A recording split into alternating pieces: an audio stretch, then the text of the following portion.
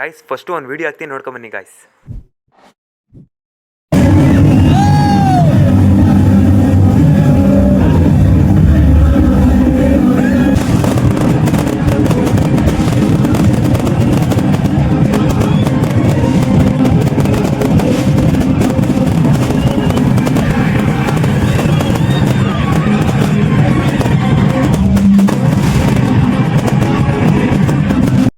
ಈ ಪ್ಲೇಸ್ ಬಂದ್ಬಿಟ್ಟು ಮರಿಗೌಡ ಲೇಔಟ್ ಅಂತ.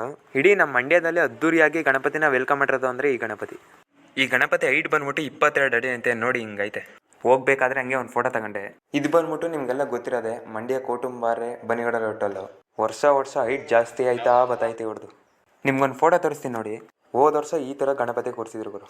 ಇದು ರೈಟ್ ಬಂದ್ಬಿಟ್ಟು 24 ಅಡಿ ಅಂತ ಗುರು. ಹಿಂಗೆ ವೀಡಿಯೋ ಮಾಡ್ಕೊಂಡು ಒಂದು ಕೊನೆಯಲ್ಲಿ ಒಂದು ಫೋಟೋ ತಗೊಂಡು ಅಚ್ಚುಕಟ್ಟಾಗಿ ಇನ್ನೊಂದು ಜಾಗಕ್ಕೆ ಹೋದೆ. ಎಲ್ಲರೂ ಬಂದು ಒಂದ್ಸಲ ನೋಡ್ಕೋಗಿ. ಗಣಪತಿ ಸಿಕ್ಕಾಪಟ್ಟೆ ದೊಡ್ಡದು. ಈಗಲೆಲ್ಲ ಅರೇಂಜ್ ಮಾಡ್ತಾವ್ರೆ ಗುರು. ಹೌಸಿಂಗ್ ಬೋರ್ಡ್ ಹತ್ರ ಬಂದು ಹಿಡ್ಕೆ ಫುಲ್ ಶಾಕ್ ಆಗೋಯ್ತು ಗುರು ನನಗೇನೆ. ಗಣಪತಿ ಕೂರ್ಸೇ ಇಲ್ಲ, ಆಮೇಲೆ ಗೊತ್ತಾಯ್ತು ಜಾಗ ಚೇಂಜ್ ಮಾಡೋರೆ ಅಂತ.